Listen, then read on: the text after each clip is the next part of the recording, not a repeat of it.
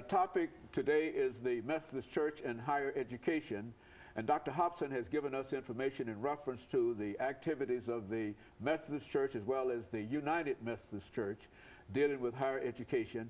But I think, Doctor, that there is one fund that you are responsible for and that you administer, and this is referred to as the Black College Fund.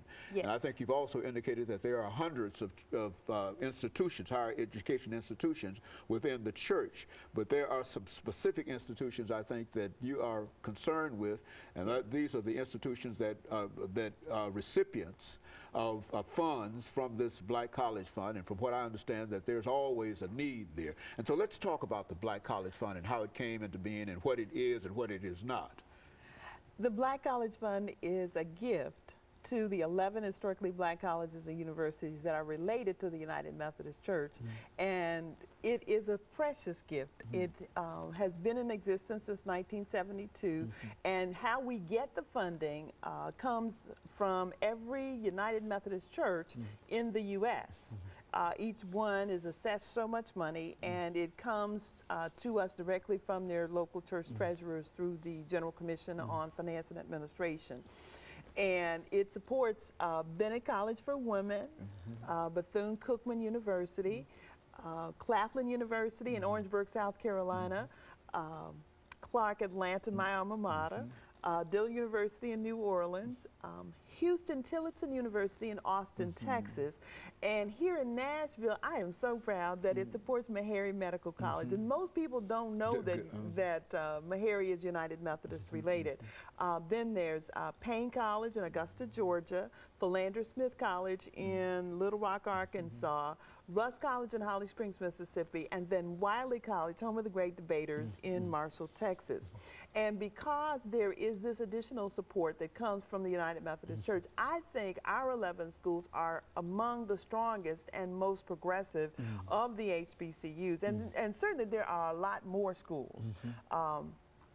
But the United Methodist Church has more HBCUs than anybody else, and I'm really very proud of that. And it says something about the Methodist commitment to higher education in a real sense. Continued commitment. We were there at the very beginning in 1866 with the Freedmen's Aid Society to help empower the newly freed slaves, and so from that day to this one, as my grandmother would say, we have been involved in empowering and enabling young people to get an education so they can have a better way of life. The Black College Fund gets confused all the time with the United Negro College Fund because most people hear the advertisements for the UNCF and they know that logo of mine is a terrible thing to waste. But the Black College Fund just supports those 11 schools that are related to the United Methodist Church.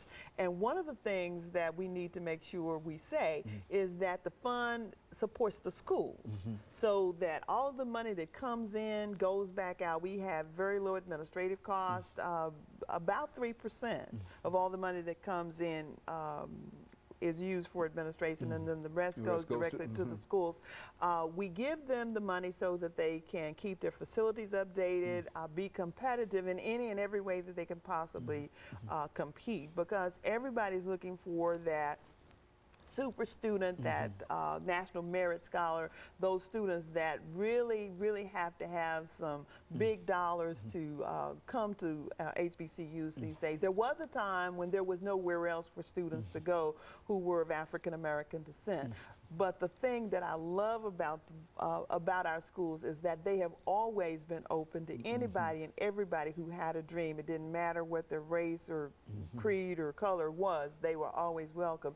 And today our schools are some of the most diverse anywhere. I was at Wiley College last year at an ethical student leadership conference, and I thought I was at the UN. There were people of all shades, and they were speaking in all kinds of languages, and I just kind of looked around and thought, where am I?